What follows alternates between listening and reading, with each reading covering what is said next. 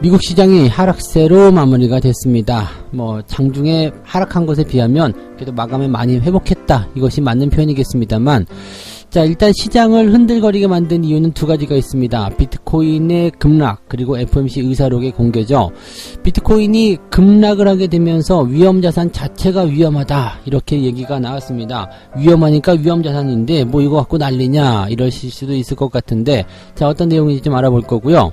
FOMC 의사록에서는 테이퍼링에 대한 논의가 있었다라고 합니다. 자, 어떻게 된 일인지, 정말 이것이 악재로 만들어져야 되는 것인지 알아보도록 하겠습니다. 증권가에서 요즘에 이례적으로 매도 리포트를 내고 있다라고 합니다. 자, 매도 리포트가 없기로 유명한 증권가 리포트인데, 자, 요즘에 왜 매도 리포트가 나오는지, 이게 걱정스럽기도 하지만, 또는 정당한 그런 내용들이다, 당연히 그래야 되는 것 아니냐, 이렇게 생각하실 수도 있고요. 또 다른 음모가 숨어 있을 것이다, 이렇게 생각하는 부분도 있습니다. 어떤 음모인지 또 알아보도록 하겠습니다. 주춤하던 금값이 사흘째 상승세를 보이고 있습니다. 자, 인플레이션 우려감에 대한 부분들이 이제 금값을 상승시키고 있다, 이렇게 보시면 되겠는데, 자, 시장이 불안하게 되면은 기본적으로 위험자산에 대한 변동성 확대, 그리고 안전자산 쪽으로의 자금 이동이 일어나게 되죠. 그 중에 대표적인 것이 바로 금값입니다. 그래서 금에 대한 투자, 굉장히 오래전, 한두 달 전부터 말씀을 좀 드렸던 것 같은데, 자, 그런 부분들이 이제 주가 상승으로, 가격 상승으로 이어지고 있는 것 같습니다. 금값 어떻게 봐야 되는지 알아보도록 하죠.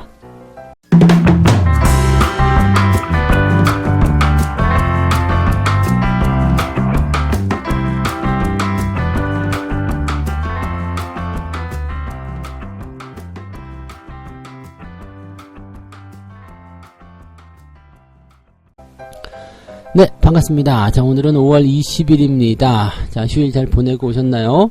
자, 휴일 동안에 미국에선 여러가지 이벤트들이 있었습니다. 자, 주식시장이 출렁거릴 만큼 나쁜 소식이긴 한데, 이것을 과연 악재로 봐야 되느냐, 아니냐, 여기에 대한 부분들을 조금 속 시원하게 설명을 해드리도록 하겠습니다.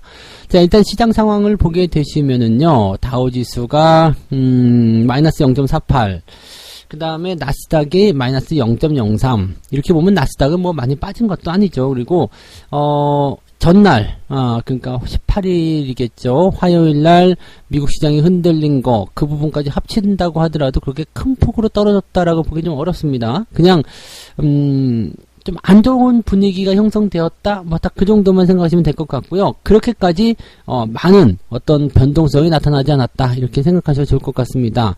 다만 이제 시장이 너무 이제 좀 안 좋은 이야기에 노출이 많이 되어 있다, 이렇게 생각하시면 될 것 같은데, 자, 그러한 재료들이 어떤 것들인지 한번 살펴보도록 하죠. 첫 번째는 암호화폐, 비트코인과 관련된 내용일 겁니다. 비트코인의 가격이 장중에 30% 이상이나 하락했다. 어마어마하게 하락했었죠. 그 다음에 이더리움의 가격도 40% 이상 폭락했다라고 되어 있습니다. 자, 가상화폐에 대한 그 주가 폭락이 도대체 왜 일어난 것이냐. 자, 아무래도 이제 큰일 났다라는 생각이 좀 들었던 것이 뭐냐면, 중국에서 이 금융권에게 가상화폐 관련한 서비스를 제공하지 말라고 경고를 했죠. 중국은 공산당이란 말이에요. 네, 그래서 굉장히 그 명령 자체, 즉 중국에서 한번 나온 그런 정책들은 힘을 굉장히 많이 씁니다. 그래서 굉장히 이게 암호화폐 하지 마, 그럼 하면 안 되는 거예요. 하게 됐을 경우는 굉장히 이게 완전히 다 뒤집어진 경우가 있거든요. 이게 공산당의 힘이 아닐까 생각하기도 하는데, 어쨌건 이러한 부분들이 있다라는 것을 우리가 생각하셔야 되는 거고, 이 가상화폐 관련한 서비스를 제공하지 말라는 것 자체가 뭐냐면, 너희들을 화폐로 인정할 수가 없다. 근데 이 중국 입장에서는 이런 위안화, 중앙은행에 대한 그런 화폐에 대한 권위, 이 부분들이 굉장히 중요한데, 여기에 대한 도전이 들어왔다라고 보실 수도 있는 거거든요. 이게 어떤 문제냐면, 중국의 공산당 체제를 계속 이어나가야지 되는 상황이고, 그렇게 돼야지만이 시진핑이 장기 집권하게 될 텐데, 이런 가상화폐라는 부분이 끼고 들어온다는 얘기예요. 그래가지고 중앙은행의 역할을 흔든다. 이렇게 되면 정부 자체가 흔들릴 수 있거든요. 이 돈을 쥐고 있는 것, 그것이 굉장히 강력한 힘입니다. 그래서 각국 중앙은행들이 이제 화폐를 발행하는 거, 그 다음에 이 돈에 대한 어떤 정책을 결정하는 거, 이것이 굉장한 힘을 쓰거든요. 요즘 같은 때는 돈이 그냥 그 자체가 권력이고 힘이잖아요. 그런 부분들이 있는데 가상화폐가 이것을 대신하려고 한다. 이거는 네, 정부에서 받아들이기 어려운 내용이죠. 제가 가상화폐에 대한 부분도 다 좋은데 각국 중앙은행들이 그것을 동의하겠느냐. 지금 세상의 힘과 권력을 가지고 있는 애들이 누구냐? 걔네들이 그걸 내려놓으려고 할까? 기득권을 내려놓으려고 할까? 그거 안 될 것이다. 달러도 마찬가지다. 이런 얘기를 계속 해드렸잖아요. 그러니까 그런 부분들이 지금 여기서 나타나는 맥락이고, 중국 같은 경우는 뭐 미국이나 이런 다른 국가들보다도 더 심각하게 생각할 수도 있는 상황이라고 생각하시면 되겠죠. 뭐 정치적인 부분이겠습니다만 어쨌건 가상화폐가 폭락하는데 일조를 했다라고 보시면 되겠죠. 자, 그러면 테슬라에서는 비트코인 결제 중단, 즉 테슬라가 이제 하락한 이유는 머스크에 대한 리스크였다라고 볼 수 있다고 치더라도 이 지금 중국의 그 정책적인 규제 이런 부분들은 상당한 우려감을 좀 가져갈 수 있는 상황이죠. 그래서 지금 이 가상화폐 비트코인에 대한 부분들이 폭락세로 전환이 되면서 뭐 아비규환이다 이런 표현들이 나오고 있는데 뭐 너무 단순간에 많이 빠지게 되면 어쭈 많이 빠졌건 밑에서 사야 되겠다. 뭐 저가매수, 물타기 뭐 이런 식으로 얘기가 들어오는데 물타기 이미 많이 진행하셔가지고 이제 돈이 없을 수도 있고요. 뭐 새롭게 들어가시는 분들은 단기적으로 수익을 뭐 잠깐 사이에 낼 수도 있겠습니다만 이런 건 다 기술적 반등이라고 보셔야 됩니다. 그래서 다 단기성 물량에 대한 유입이고 다시 빠지는 상황이 벌어지게 될 거예요. 그러니까 가상화폐 쪽은 계속 말씀드리지만 하지 않는 게 일단은 좋겠죠. 네, 좋은 모습이라고 생각하시니까 일단 그런 부분들 꼭 명심하시기 바라고. 자, 가상화폐에서 이제 자금이 빠져나올 수 있다라면 주식시장은 호재가 아닙니까? 저 역시도 일단은 그렇게 보고 있는데요. 시장에서 가상화폐와 주식을 같은 그룹으로 묶고 있다는 게 문제겠죠. 둘 다 위험자산이다. 네.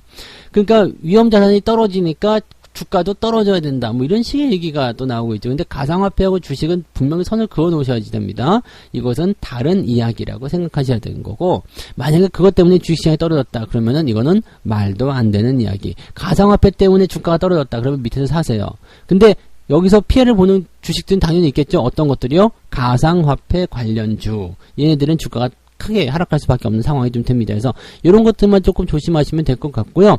오히려 저희가 보기에는 이 가상화폐 쪽에서 분위기가 안 좋게 흘러가게 된다면 자금이 빠져나와서 국내 시장으로 들어올 수 있습니다.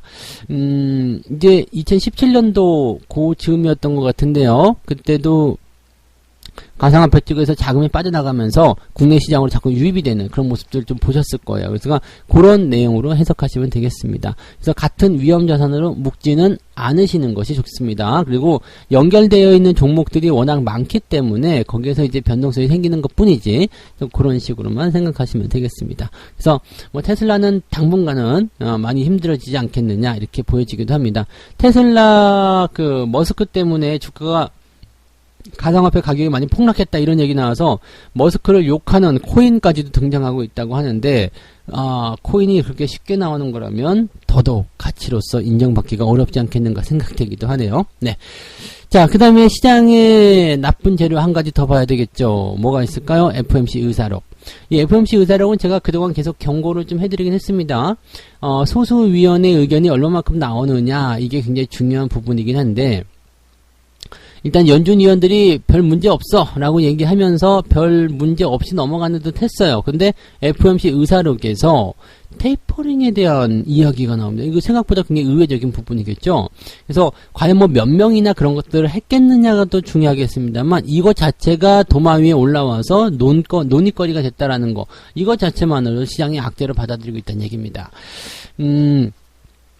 국채금리가 일단 상승하는 모습이 좀 나타났어요. 국채금리, 10년물 국채금리가 1.62 정도에서 1.69%대로 치솟아 오르는 모습이 좀 나타났고요.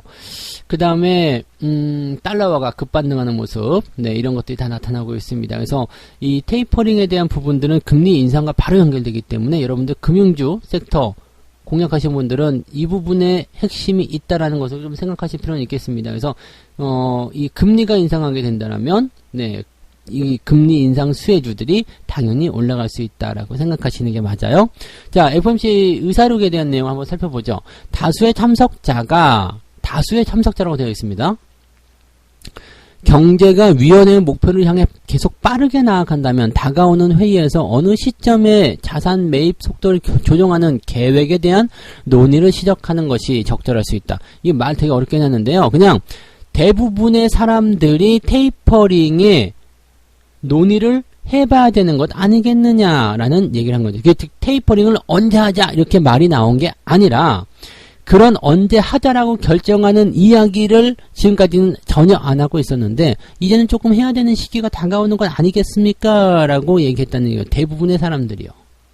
지금은 소수 의견만 나올 수 있었던 부분이었는데 대부분의 사람이 테이퍼링에 대한 시기를 논의하는 그 회의를 조만간 해야 되지 않겠느냐라고 얘기했다는 겁니다. 이것은 테이퍼링 조만간 하겠다는 이야기랑 똑같은 거예요. 그래서 이제 뭐 5월이 됐든 6월이 됐든 간에 경제지표가 지금처럼 계속 좋게 나오게 된다면 연준에서 테이퍼링은 하겠구나라고 생각하시면 되겠죠. 보통은 금리 인상보다는 테이퍼링이 먼저예요. 그래서 물론 테이퍼링이 뭐냐면요. 그 경제 정책들이 있잖아요. 경제 정책들이 만약에 그 유동성 공급을 통해서 100만 달러를 하기로 했다. 그러면은 이걸 한꺼번에 다 줄이면 충격이 오잖아요. 그러니까 100만 달러에서 90만 달러, 80만 달러, 70만 달러 그러다가 나중에 빵 달러 한 다음에 시간이 좀 지나서 이제 금리 인상 이렇게 가는 거죠. 먼저 시장에 풀어놓은 돈부터 줄이자. 이것이 바로 테이퍼링이라고 보시면 되겠습니다. 끝이 뾰족하다라는 부분이 이 테이퍼링의 어원이라고 하니까 참고하시면 되겠습니다. 점점점 이제 자산 매입이라든지 이런 유동성 공급을 줄여나가는 정책이 테이퍼링 이렇게 생각하시면 되는데 자, 요것을 이제 논의하겠다라는 얘기가 되는 거죠. 한마디로 여기서 긴축 정책이에요. 네. 통화 완화 정책을 이제 통화 긴축 정책을 바꾸겠다. 통화 정책을 바꾸겠다는 얘기이기 때문에 시장에는 당연히 약세가 되겠죠. 왜? 풀리던 돈들이 줄어들게 되니까요. 그래서 요 두 가지 부분이 가장 큰 포지션인데 FOMC 의사록에서 다수의 참석자가 테이퍼링을 이야기했다라는 게 중요한 포인트고요. 테이퍼링은 금리 인상보다는 앞쪽에 놓일 수밖에 없기 때문에 제가 지난번에 한번 말씀드렸을 거예요. 테이퍼링은 이제 내년도 초부터 시작할 것이다. 이런 얘기. 그러니까 내년도 초에 시작하려면 그것에 대한 논의를 적어도 뭐 3, 4개월이나 몇 개월 전에 시작해야 되기 때문에 이번 하반기 정도에 이제 테이퍼링의 논의를 시작하게 되고 거기에 대한 시기를 결정하게 될 것이다 라는 얘기를 해드렸었고요. 근데 금리 인상이 된다면 이제 내년도 말 정도 가능하지 않겠느냐 이렇게 보여지고 있죠. 그래서 금융섹터에 대한 관심을 계속 가져가야 되는 이유는 여기에 있습니다 라는 이야기 기억하시죠? 네, 기억 못하셔도 됩니다. 지금부터 다시 기억하시면 될 거니까요. 그런 어떤 정책들의 흐름, 이런 것들, 시장의 흐름들을 우리가 한 번쯤은 생각하고 있어야지 시장이 조금 더 넓게 보일 거라고 믿습니다. 네. 자, 그래서 시장은 조금 출렁거리는 뭐 좋은 것도 아니고 나쁜 것도 아니고 하겠습니다만 오늘 변동성을 보일 수 있는 것들은 뭐냐면 금리 인상에 대한 부분들이니까 당연히 대형주들 부담이 생기겠죠. 그 다음에 암호화폐 관련주들 부담이 생기겠죠. 중소형주에 대한 움직임들만 집중하셔야 되겠고요. 그 다음에 금리 인상에 대한 부분이니까 관련 수혜주들만 집중하셔야 될 것 같습니다. 시장은 그렇게 훌륭하진 않을 것 같다라고 예상을 하셔야 되겠네요. 자, 두 번째 이야기 가도록 합니다. 두 번째 이야기는 팔아라 비싸다 증권가의 매도 리포트가 나타나고 있다. 약간 이것도 이례적인 부분 중에 하나입니다. 매수만 있고 매도는 없다. 이런 비판을 들어왔던 증권사의 기업 분석 리포트가 달라지고 있다. 과감하게 팔아라 이렇게 외치고 있다는 얘기인데 자, 얘네들이 왜 이럴까요? 네, 왜 그러는 걸까요? 네, 지금 보면은 매도 의견은 사실 뭐 0.3% 거의 없다라고 볼 수도 있다는 얘기인데 대부분 다 사라라는 이야기만 하는 건데 최근에 이제 매도에 대한 부분들이 조금씩 나타나고 있어요. 그리고 노골적으로 이거 매도합시다 라고 얘기하는 종목들도 생겨나는 반면에 그냥 웬만하면 좀 이렇게 하지? 라는 식의 어떤 느낌들이 있잖아요. 그러니까 현재 가격이 10만원인데 목표 주가가 9만원 쓴다든지 그럼 팔으란 얘기잖아요. 그러니까 이런 식으로 이야기를 하고 있는 리포트들도 쏟아지고 있다라고 되어 있습니다. 어떤 종목들이 있는지 한번 보면은요.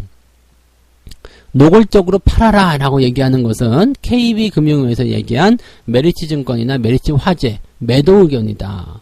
DB금융투자에서는 하나생명에 대해서 매도다 라고 이야기를 하고 있고요. 네. 자, 그 다음에 애둘러서 팔아라라고 되어 있는 기업들이 있습니다. KTB 투자증권은 HMM에 대해서, 그 다음에 삼성증권은 페노션, NH투자증권은 롯데제과와 S오일에 대해서, 메리츠증권은 삼성중공업에 대해서 목표 주가를 현재가보다 더 낮게 책정을 했습니다. 그렇게 되면서 뭐가 되죠? 대체적으로 조금 주가가 하락하는 형태로 진행이 되었다. 지금 이제 보면은 이제 투자 의견 자체가 완벽하게 매도거나 아니면 목표 주가가 더 현재가보다 아래쪽에 있으면서 주가를 끄집어 내릴 것이다 라고 진행이 되는 모습이라고 보시면 되겠습니다. 그래서 어떻게 보면은 증권사들이 야 이제 정신 좀 차렸네, 매도 리포트도 나오네 라고 얘기를 할 수도 있겠다 싶기도 한데요.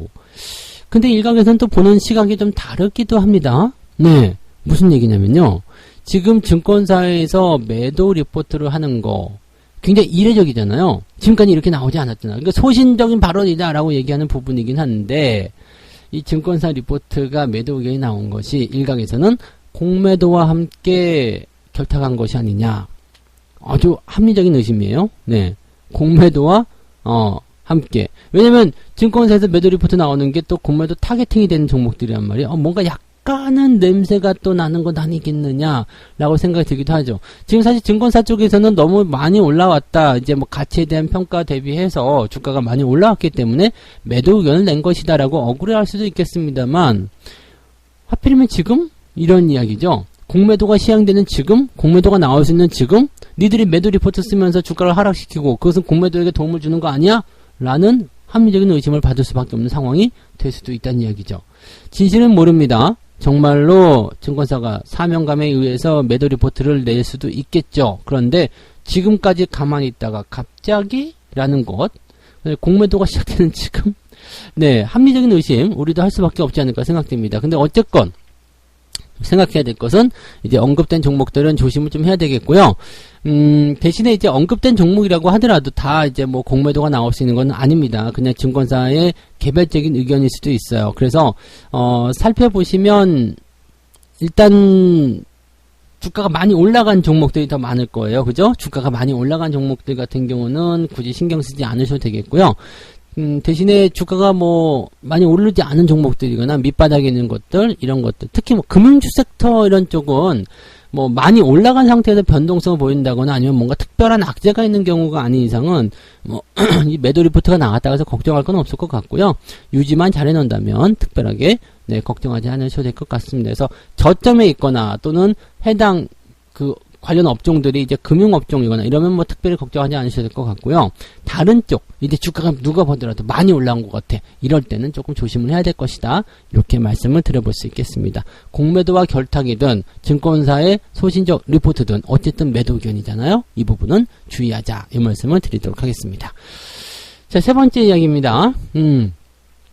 금에 대한 이야기. 금, 그거 봐요. 내 말이 맞잖아요. 네, 아시죠? 이거 뭐 성대모사 한 거 아니에요. 네, 뭐 일각에서는 뭐 한석규 닮았다 이런 얘기도 하긴 합니다만, 그거 봐요. 근데 네, 이상하죠? 네, 그래서 성대모사 아니라고 얘기한 거예요. 네, 한석규 아닙니다. 네, 꼭 의심하시고요. 자, 다시 얘기 들어와서 인플레이션 우려감에 금값이 올라간다. 금값이 올라가는 금값. 인플레이션이라는 것은 물가가 상승하는 거예요. 금 자체를 이제 물가, 이 상품으로 보는 거죠. 그래서 상품 투자, 이런 식으로 보는 건데, 금값이 계속 올라간대요. 지금 뭐 0. 몇 프로든 1%든 이렇게 계속 올라가고 있기 때문에, 지금 보면은 이 금값이 한 달 전, 2달 전에 비해서 좀 많이 올라왔을 거예요. 그래서 계속 지금 조금씩 나면 올라가는 상황인데, 어디까지 올라갈 것이냐. 인플레이션이 지속되는 상황 속에서는 계속 금값이 올라갈 수밖에 없을 거예요. 또 금하고 주가는 약간 반대로 움직이는 경향도 있기 때문에 증시가 계속 주춤거린다라면 금값은 계속 올라갈 수밖에 없겠죠. 금은 안전자산, 주식은 위험자산, 이렇게 되어 있거든요. 그래서 금에 대한 부분이 뭐 폭등세로 연결되기는 어렵겠습니다만 서서히 꾸준히 지속적으로 올라가는 형태는 보일 것이다, 이렇게 보실 수가 있겠죠. 그래서 지금 금 인덱스에 대한 부분들을 가지고서 투자하시는 분들, 뭐 금에 대한 투자를 하기 어렵기 때문에 주식에 투자하시는 분들도 있겠습니다만, 금 현물을 직접 금은방 같은 데나 아니면 거래소 같은 데서 사가지고 금두꺼비 이런 거 있잖아요. 그런 거 사가지고 장롱 속에 깊이 묻어 놓으신 분들, 금값이 조금 올라갔을 거라고 생각하시면 되겠습니다. 자, 그러면 이제 금값이 계속 올라갈 수 있겠느냐? 당분간은 그럴 거라고 생각을 해요. 네, 왜냐면 인플레이션에 대한 압력이 계속 커지고 있잖아요. 그래서 금에 대한 부분을 회피수단 이쪽으로 생각하는 사람들이 굉장히 많단 말이에요. 그래서 뭐 ETF라든지 또는 펀드 매니저 이런 쪽에서도 금을 대거 사들이는 그런 금에 투자하는 그런 전략들이 좀 나타나기도 하고요. 또 그 다음에 뭐 암호화폐하고 금하고 뭐 같이 취급하자 뭐 이렇게 얘기해서 뭐 비트코인이 막 올라가게 했었는데 비트코인 지금 어떻게 보면 나가리 된 거잖아요. 그렇게 되면 금이 더 돋보이는 상황이 될 수밖에 없다라고 생각할 수가 있겠죠. 그래서 위험자산의 어떤 부담감이 금값을 더 키우고 있다라고 생각하시면 되겠고요.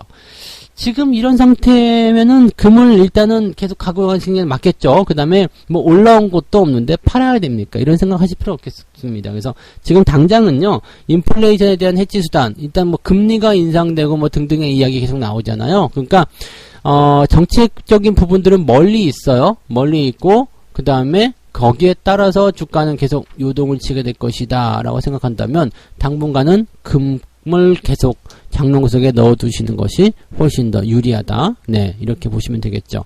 다만 이제 금에 대한 부분들을 실제로 구매하기가 어렵다거나 또는 가지고 있는데 부담된다 이런 분들 같은 경우는 금 현물이라든지 뭐 이런 거 있죠. 금 인덱스 있잖아요. 이런 거에 투자하실 수 있습니다. 그래서 주식으로 갖고 계시는 것도 괜찮을 것 같아요. 그래서 그 가격 변동에 따라서 내가 굳이 물건을 소유하지 않더라도 여러분들이 소유한 효과를 가질 수 있는 것이 또 주식의 매력 아니겠습니까? 그래서 그런 쪽으로 투자하시는 것도 괜찮다. 그럼 금 지금 사도 됩니까? 현물은 지금 사셔도 괜찮을 것 같은데 금 인덱스에 대한 투자는 좀 주가 추이를 좀 보고 해야 되겠죠. 그래서 뭐 물론 비슷하게 움직여야 하겠습니다만 네, 그것은 이제 딱 뭐라고 말씀드리기 어렵겠죠. 대신에 네, 중장기적으로 길게 본다라면 금값은 조금 더 올라갈 것이다 라고 생각을 해주시면 되겠습니다. 자, 이렇게 오늘 세 가지 이야기 전달을 해드렸고요.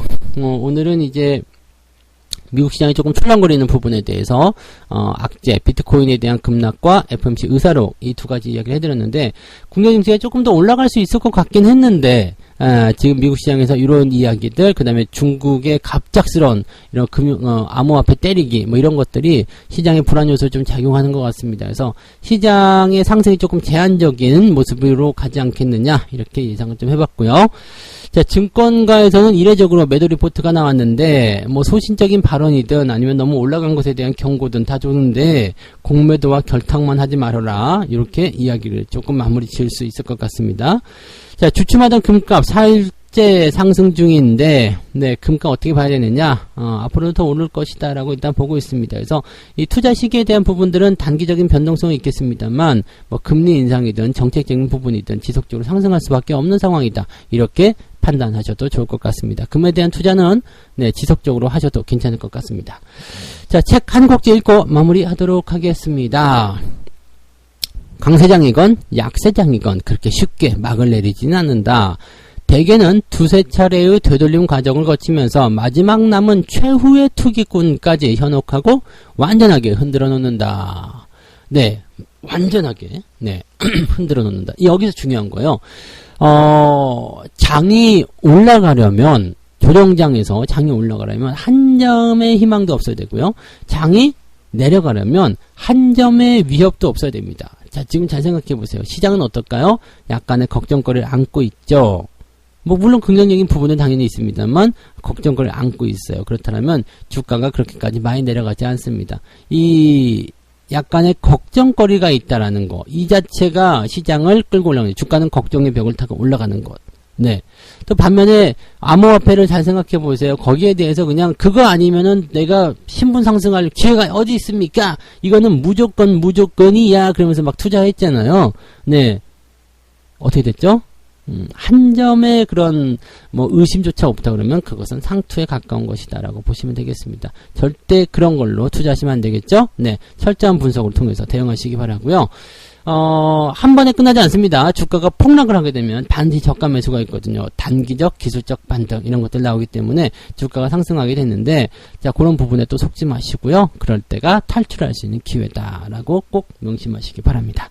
자, 오늘 여러분들 성공투자 이어나가시기 바라고요. 오늘은 여기까지 시황 이야기 해드리도록 하겠습니다. 이따가 장중시황에서 다시 또 다른 전략 분석으로 돌아오도록 하겠습니다.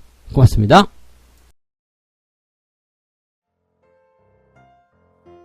본 방송에서 제공되는 모든 정보는 투자 판단의 참고 자료이며 투자의 최종 책임은 본 방송을 이용하는 본인에게 있습니다.